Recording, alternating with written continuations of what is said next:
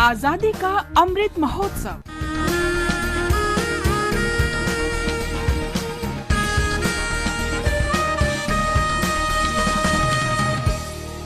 आजादी का सफर आकाशवाणी समाचार के साथ एक राष्ट्र का उदय।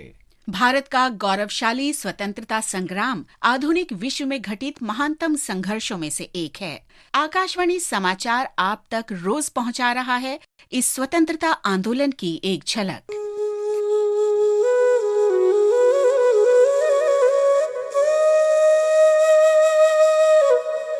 ये जो स्वराज आया है उसे हम मजबूती से अपने पास रखेंगे ताकि कोई दूसरा हमारी तरफ टेढ़ी नजर भी उठाकर देखे तो हम उसका पूरी तरह से मुकाबला कर सकें। आज की कड़ी में हम स्वतंत्रता सेनानी और देश के दूसरे प्रधानमंत्री लाल बहादुर शास्त्री का स्मरण कर रहे हैं, जिनका निधन 11 जनवरी 1966 को हुआ था।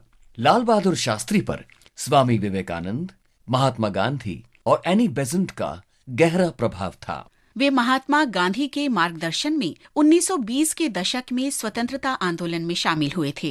1965 के भारत पाकिस्तान युद्ध के दौरान उन्होंने देश का नेतृत्व किया और भारतीयों को जय जवान जय किसान का नारा दिया।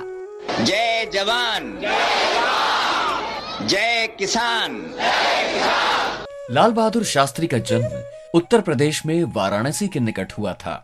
बचपन से ही अध्ययन में रुचि रखने वाले शास्त्री जी जूतों के बिना कई मील पैदल चलकर बनारस में अपने स्कूल जाते। गर्मियों में धूप से तपती गलियों से भी वो नंगे पांव गुजरते। उम्र बढ़ने पर स्वतंत्रता आंदोलन में उनकी रुचि भी बढ़ी। मात्र 11 वर्ष की आयु में ही वे महात्मा गांधी से अत्यधिक प्रभावित हुए।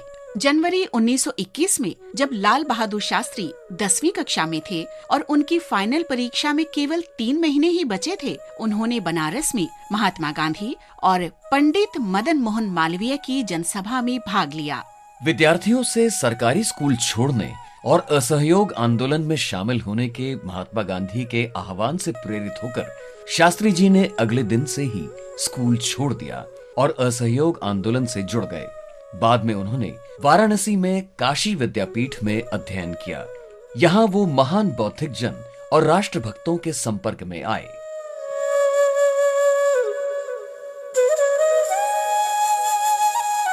लाल बहादुर शास्त्री लोक सेवक मंडल से आजीवन सदस्य के रूप में जुड़े। इसे लाला लाजपत राय ने स्थापित किया था। लोक सेवक मंडल के तहत उन्होंने बिहार के मुजफ्फरपुर में महात्मा गांधी के निर्देश पर तथा कथित पिछड़ी जातियों के कल्याण के लिए काम करना शुरू किया। नागरिक अवज्ञा आंदोलन के दौरान लाल बहादुर शास्त्री ने अनेक अभियानों का नेतृत्व किया और 7 वर्ष का समय ब्रिटिश सरकार की जेलों में बिताया।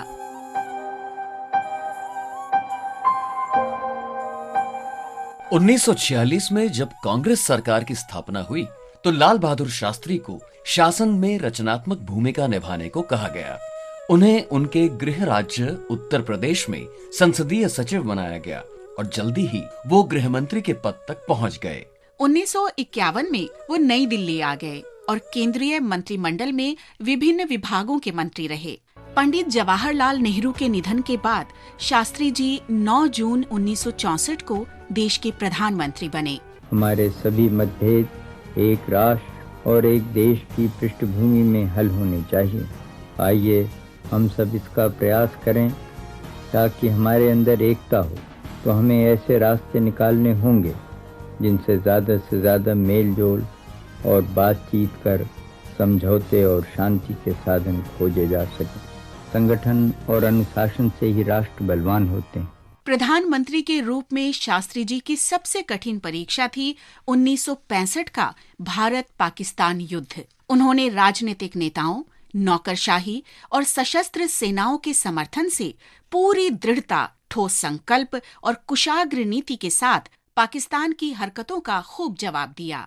भारत पाकिस्तान युद्ध समाप्त होने पर उन्होंने राष्ट्र को संबोधित करते हुए कहा था कि पाकिस्तान की किसी भी हरकत का समुचित जवाब दिया जाएगा। आज सवेरे 3:30 बजे भारत और पाकिस्तान में लड़ाई बंद हो गई। पाकिस्तान ने हमारे देश में हमलावरों को 5 अगस्त को भेजकर ये लड़ाई शुरू की थी। अब ब्लैकआउट नहीं रहेगा, अंधेरा नहीं रखा जाएगा।